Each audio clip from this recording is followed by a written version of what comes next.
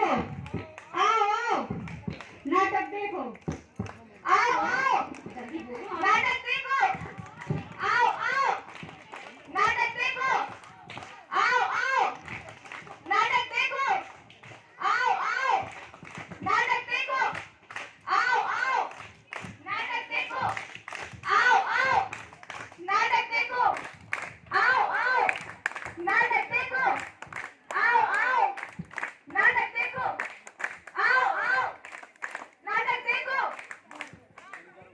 नमस्कार।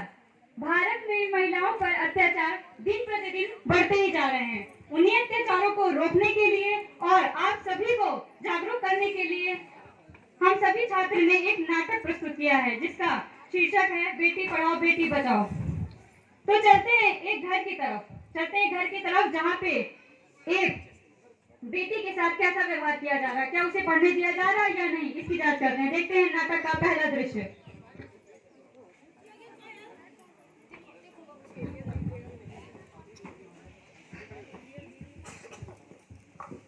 क्या दिन भर किताबों में घुसी रहती है, कभी कुछ काम कर लिया कर, जा भाभी के साथ उसका हाथ बटा। पर माँ, अभी तो मुझे कोचिंग जाना है। कोचिंग?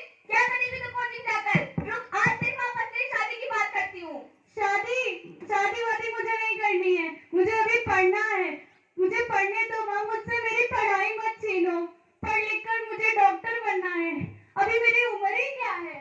तू उम्र की बात करती है, तेरी उम्र में तो मेरी शादी हो गई थी। अब देखते हैं नाटक का दूसरा दृश्य, जहाँ पर उसी घर की बहू के साथ कैसा व्यवहार किया जा रहा है, जहाँ पर उसका ससुर शराब में लिप्त रहता है और उसकी सास एक रूढ़िवादी सास है, जिसको सिर्फ वंश चलाने के लिए एक पोते की, एक लड़के की चाह है। देखिए अगला दृश्य।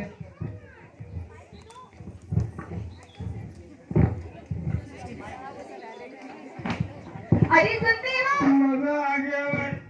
क्या दिवसी के पड़े रहते हो, तुम्हें और कोई काम नहीं है? तुमको पता है हमारे घर का वंश आने वाला है, हमारे घर का चिराग आने वाला है। हमारा वंश हमारा बेटा है। बेटा? हमें तुम्हारे बेटे का बेटा नहीं चाहिए। अरे अभी नहीं चाहिए, अभी लड़का खाने पीने की उम्र है, खा पी लेगा तो। पर मुझे मेरे घर का वंश चाहिए, मुझे मेरा पोता चाहिए। अरे तो होगा तो हो जाएगा, भगवान के याद में परेशान न हो जाओ।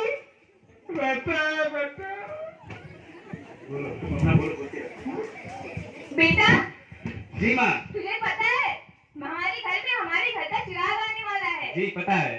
पर तुझसे एक बात कह दे रही हूँ, मुझे इस बार बेटी नहीं चाहिए, मुझे सिर्फ पोता चाहिए, पोता। जी माँ। बेटी नहीं चाहिए मुझे। जी माँ। हे भगवान, हमें हमारे घर का एक वारिस दे दे, एक बेटा दे दे, तुझे 1.25 किलो लड्डू चढ़ाऊंगा। आप ऐसा क्यों बोल रहे हैं? लड़की हो या लड़का, वो तो ईश्वर की संतान है, वो ईश्वर की देन है, आपको उसे स्वीकार करना चाहिए। तुम चुप रहो। लड़की होगी, उसको पढ़ाना पड़ेगा, लिखाना पड़ेगा, शादी करनी पड़ेगी, खर्चे अलग से होंगे। सुन बेटा, मैंने सुना है कि एक परीक्षण के द्वारा यह पता लगाया जा सकता है कि बहू के गर्भ में पल रहा बच्चा पोता है या पोती। तू जा और उसकी जांच करवा। जी माँ, अभी जाते हैं, चलो चलते हैं डॉक्टर के पास। दृश्य का तीसरा दृश्य, जहाँ पर कृष्णा को यह पता चल जाता है कि उसकी कोई ऐसी जांच है जिससे यह पता चलता है कि इसकी होने वाली संतान लड़की है या लड़का। तो अब देखिए वो अपनी माँ की इस सोच को कैसे कबूल करने के लिए डॉक्टर के पास जाता है। देखिए अगला दृश्य। Hello doctor madam. जी बताइए। मुझे एक जांच करवानी थी। कौन सी जांच? हमारे पत्नी को लड़का होगा या लड़की? आपको पता नहीं है, गैर कानूनी है। अरे मैम, कुछ पैसे रखिए और कर दीजिए। नहीं, हम ऐसा नहीं कर सकते हैं। अरे भावनाओं को समझिए, कुछ कर दीजिए मैम। अच्छा ठीक है, हम कुछ करते हैं, लेकिन धीरे बोलिए, किसी को बताना नहीं। जी।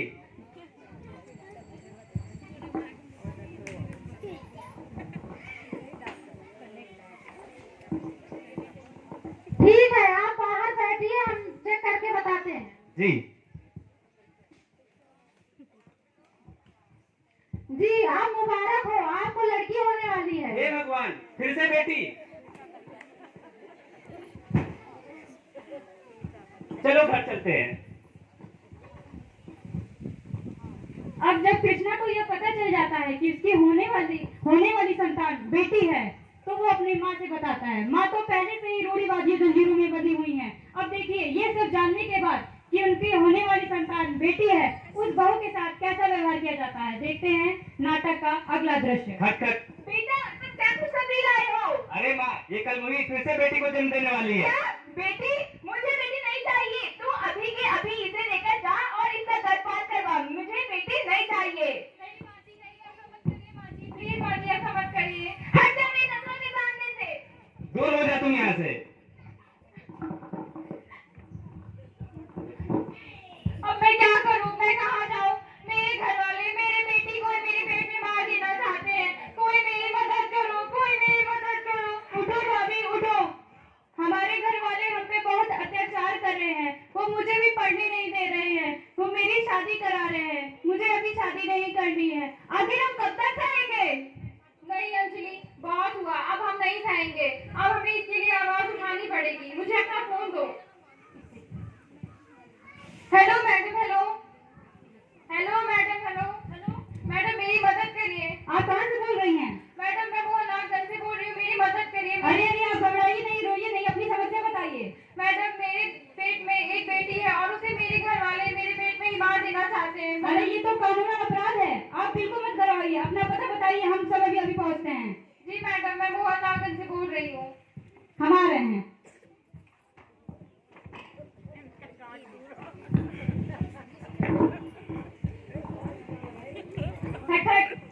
आप कौन?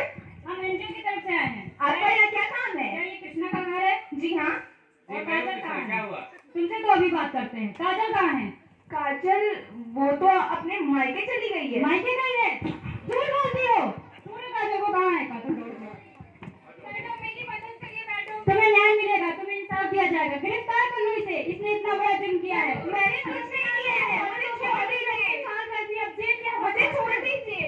कृष्णा, किस हॉस्पिटल से और किस डॉक्टर से ये परीक्षण करवाया तुमने? तुम्हें शर्म नहीं आती? तुम्हें एक माँ ने ही जन्म दिया है और तुमने अपनी बेटी को ही मारना चाहा। गिरफ्तार कर लो इसे और उस डॉक्टर को भी जिसने इतना बड़ा घिनौना अपराध किया है।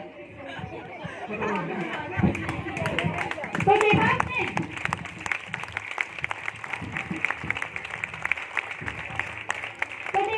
कैसे इन सभी को दहेज हत्या और भ्रूण जांच के लिए धारा 312 और 313 के तहत 10 साल की सजा दे दी गई है।